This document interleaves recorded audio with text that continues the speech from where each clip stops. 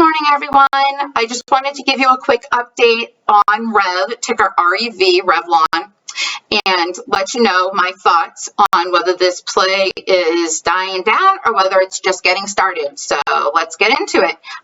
Just remember, before I do, nothing I say is financial advice. Please do your own DD, and we're ready to start. Let's go.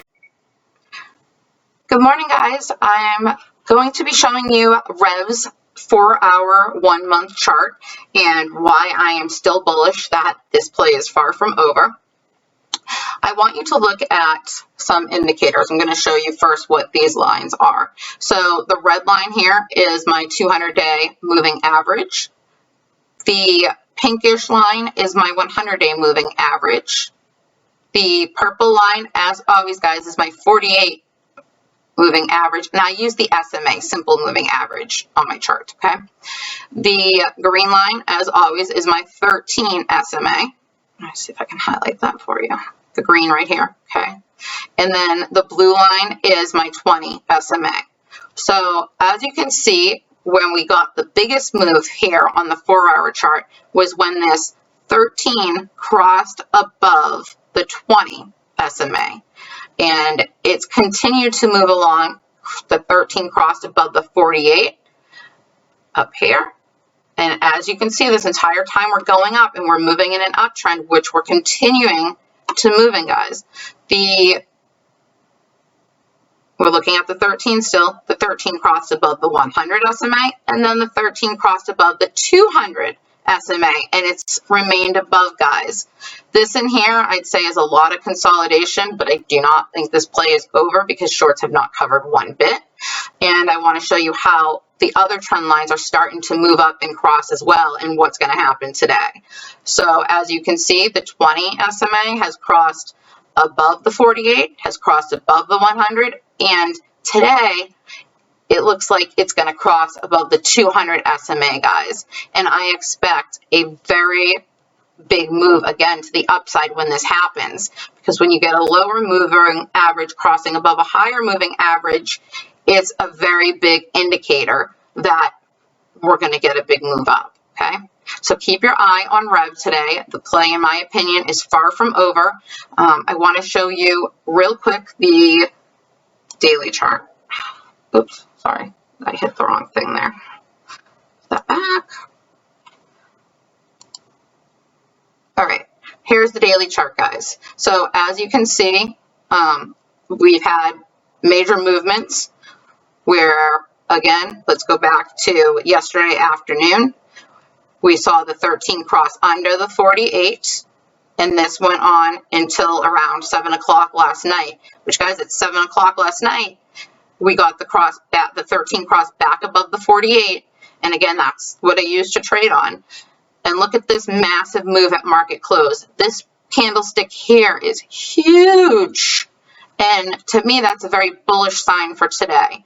But again, market open, 4 a.m., the normal play where they try to drive people out or grab stocks that have people that have stop losses on their stocks. They try to grab those shares up. So you see that it was short ladder attacks right here. And then around, 5:30, 6 a.m., it started to make moves back up again. But it did have that cross back under. So the 13 crossed back under the 48, even though it was still moving up here, guys.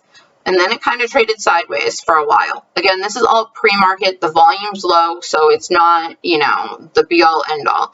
But it tried to cross back over again around 7 a.m., but it didn't quite get there and was short attacked again. Guys, this is common that you'll see at 4 a.m. and at 7 a.m. because market makers know that a lot of people wake up at 7 a.m. and they're going to put an eye on whether they're going to trade this stock for the day or not.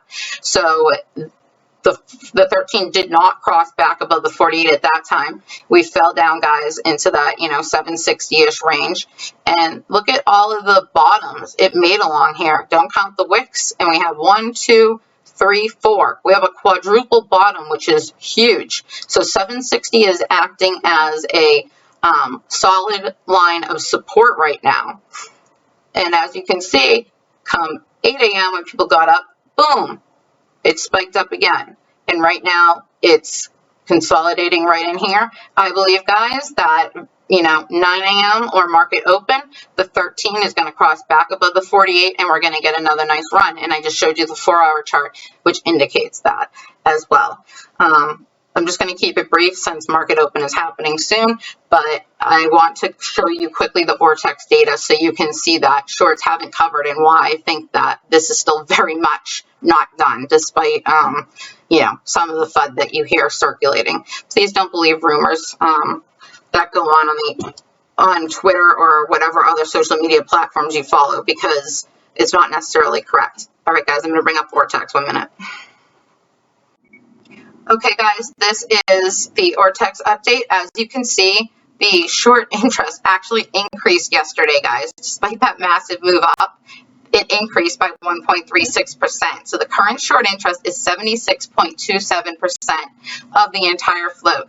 Guys, the stock has massive institutional ownership and as well as insider ownership. I'm sorry, it has massive insider ownership as well as 9% of institutional ownership, which makes up the majority of the shares, believe it or not. This has the potential to make an amazing run that, in my opinion, we haven't seen anything yet. But again, not financial advice. That's my personal opinion. And what I also want to draw your attention to is this cost to borrow, guys. That max is now 902.66%. This is getting into red box levels as far as cost to borrow goes. This is what we saw when red box was originally moving up. And currently, the cost to borrow is 532.21% average. 4.01 million shares sold short, and guys, 92.6 thousand borrowed shares currently, which is just huge. This has a tiny float. Again, it's like 5.5 million off the top of my head. I'd have to double check those numbers, but if you go back to the video I did yesterday or the day before on REV, then you will see I have all of that in there and more information on this ticker. I just wanted to give you a brief update as to why I feel that this is going to continue to make massive moves up today. And if they don't cover, then for as long as it takes for them to cover, guys, because it's a really great play. Quickly, the risks I spoke about in my other video, so please go watch it because there are risks with this, but there's also, bankruptcy is the major risk that they did file for, guys, but it was Chapter 11, which allows them to restructure their business because they don't want to stop trading. So it's not a threat as far as I'm concerned for us right now, and especially not for a day or a swing trade on this. And the other big news is that I believe the company's name is Renaissance, but it's a huge Indian company that potentially could be looking at buying Revlon out. So there's a lot to look for in this ticker and a lot of reasons why I think it's a great play. If you haven't already, please like and subscribe and come back for more. And please go take a look at my other REV video so you can get more of the DD behind it and be confident in your play. Thanks, guys.